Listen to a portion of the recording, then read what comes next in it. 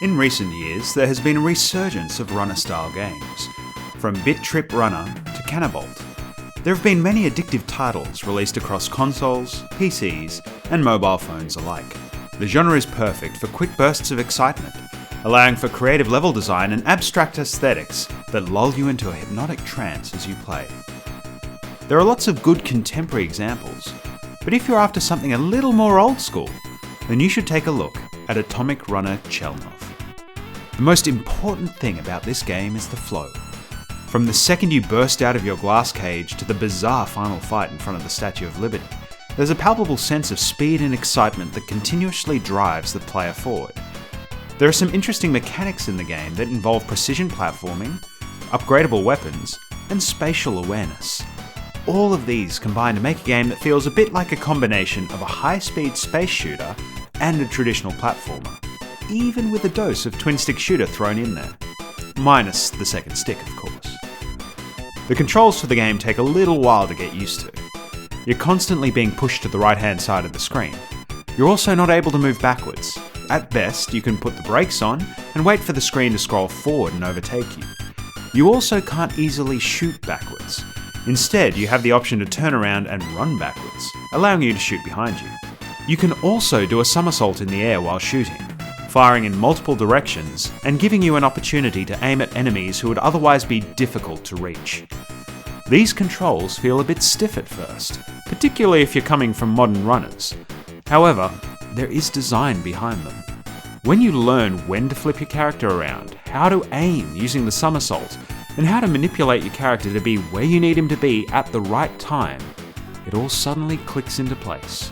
When the game was originally released in the arcades in 1988, the storyline had certain overtones that were blatant, to say the least.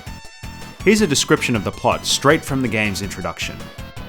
One windy, a disaster occurred. An explosion of nuclear power station. Radioactivity poured over many people. A coal miner, Chelnov, was among them. He survived the deadly accident. However, he was possessed with an abnormal power. He made up his mind to act in the cause of justice, turning down devilish Dastarian's enchanting solicitation. Go ahead and fight.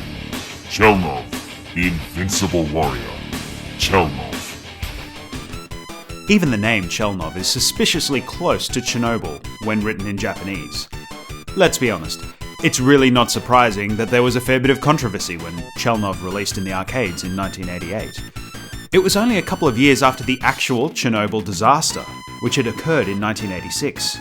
At the time, Data East mostly played it off as Chelnov being related to their Karnov character, but I mean, seriously, come on.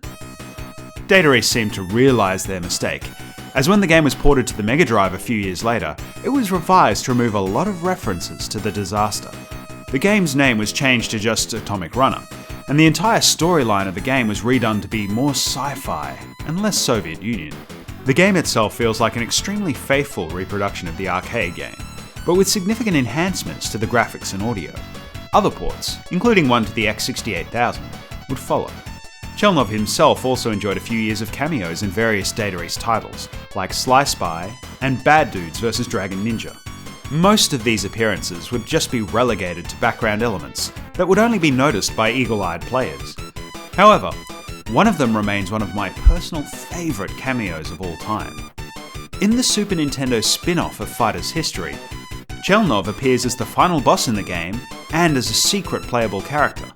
Not only that, but he gets a background in front of the Statue of Liberty, like when he fights the final boss in the original game, plus an awesome version of his first stage theme as his music.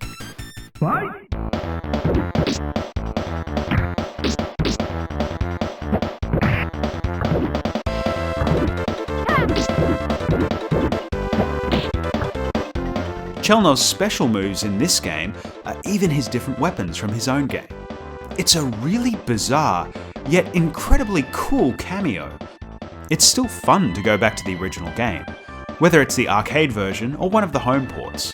The fast-paced gameplay is exciting and provides a good palate cleanser to many of the more complex games we often find ourselves involved with today. Atomic Runner Chelnov only asks 3 things of us: move quickly, keep shooting, and don't die. What could be simpler than that?